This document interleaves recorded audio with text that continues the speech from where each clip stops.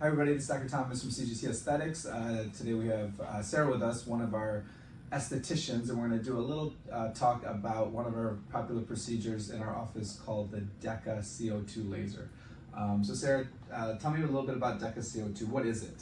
Yeah, so Deka CO2 laser is a resurfacing laser. It's a ablative laser. So it's going to help with anything from like fine lines, wrinkles, texture, tone, and just overall helping rejuvenate the skin, rebuild collagen and elastin. Perfect. So yeah, when we say ablative lasers in our office, we have two different lasers that are what we call fractional. So we have the Deka laser, which is a fractional ablative laser, and then we have our 1540 laser, which is our fractional non-ablative laser.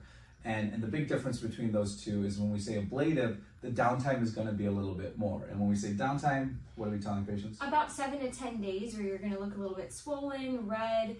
People can get like almost like a swollen chipmunk in their face, redness, a texture to the skin. You'll feel like sandpapery. So you're not going to have any major event, is what we tell most patients, for about 7 to 10 days after the procedure. So though there's a little bit more downtime, the benefits though are you don't have to come back and do another one in 4 to 6 weeks, right? So the nice part about Deka is that it is very effective. Our patients, we usually try to tell them results are seen and when can they expect results? What would you say?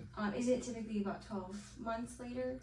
No, well, 12 months it keeps working, right? So 6 to 12 months it keeps working. But we usually tell patients they will start to see some surface changes probably as soon as 6 to 8 weeks. 90 days is typically when the collagen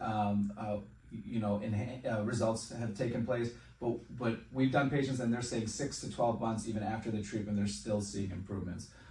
We don't necessarily have to do another treatment again for, some patients, depending on what they're coming in for, whether it's a little bit of fine lines, they might not do another one for 2 years, but if it's a little bit more deeper lines or surface irregularities, they might do another treatment in a year to 18 months. What do we tell patients to do to prep for this procedure? Yeah, so making sure you haven't been in the sun for at least 4 weeks.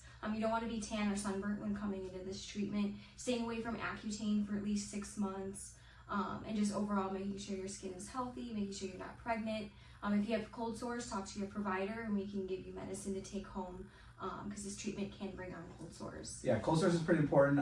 It's very important for us to know if you're someone that suffers from cold sores or fever blisters. The reason being because we're putting so much heat on your face. If you've ever had one before, there's a high propensity for you to form another one. And it's not a big deal. We like to know that so that we can pre-treat you. So we would actually give you a medication 2 to 3 days before your treatment, and then again medications 2 to 3 days after your treatment. The other things I like to tell patients also is we really want